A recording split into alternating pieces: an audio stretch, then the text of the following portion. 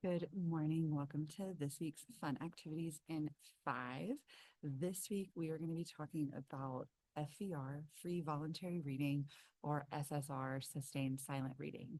No matter what you call it, the point is the same. The point is that you are getting students engaged in reading in something that they want to read for a set amount of time. And you would do this ideally a couple of times a week. So for me, I do FVR with my levels 1, 2, and 3 class. I don't currently do it with exploratory classes because my exploratory classes are only a semester long. And because of the way our schedule works, I end up not necessarily seeing them whenever we have field trips and shortened schedules and things like that. So for me, I don't do it with my exploratory. You totally could, especially if you have lower level books in your library. So the way that I do FVR in my room is I start by doing an activity like book dating for students to see what books are like and what they might be interested in reading. That will be in another video. So once students have chosen their first book, I write them down in a spreadsheet. I want my students to keep track of the books that they read over the year. I don't want students to just pick up a book and read it for 5 minutes. I spend a lot of time teaching students about the levels of books, how to know if a level is right for them, what topics they might be interested in, types of books, all those kind of things. So I do want them to stick with a book.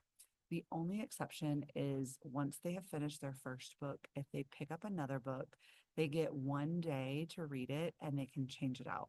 Um, Typically I know when that's going to happen because I know the student has chosen a book that's going to be way too hard for them. And I do tell them when they first pick it up, like, hey, remember, you got to make sure it's the right book for you. And oftentimes they're like, oh, yeah, I did. I'm like, no, you did not, but okay. So students have 4 levels of books in my classroom. I use stickers to show the levels of books. I level books based on the fact that I teach middle schoolers. Um, a lot of the levels that I give books are not necessarily the same as the publisher. And part of the reason I do it differently is because 10-year-olds don't have the same vocabulary as 18-year-olds in English. Their reading skills and reading stamina is not the same as someone who is in high school. Their background knowledge of events and things in these books is not the same as a student that is 8 years older than them. So I level my books based on my sixth graders and their ability and kind of go up from there, which means a lot of times students that have a really high reading vocabulary or reading stamina or background knowledge will often say a book is too easy for them, even though it's a higher level, because really it is. Um, but I use a different system.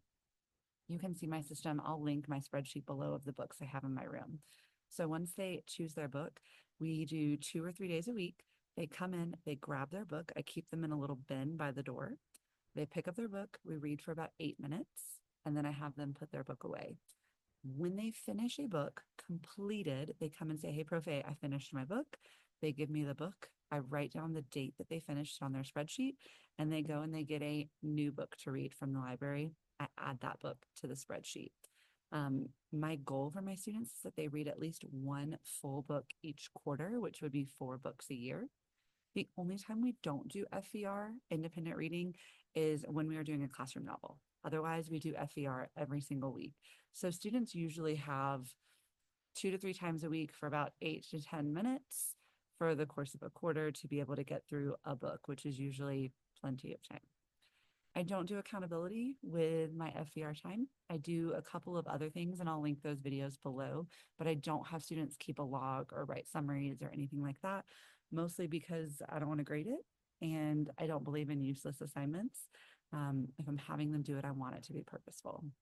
So we'll dive into a few more things around FVR in other videos, but this is a quick introduction to FVR, Sustained Silent Reading, and I hope that you enjoyed.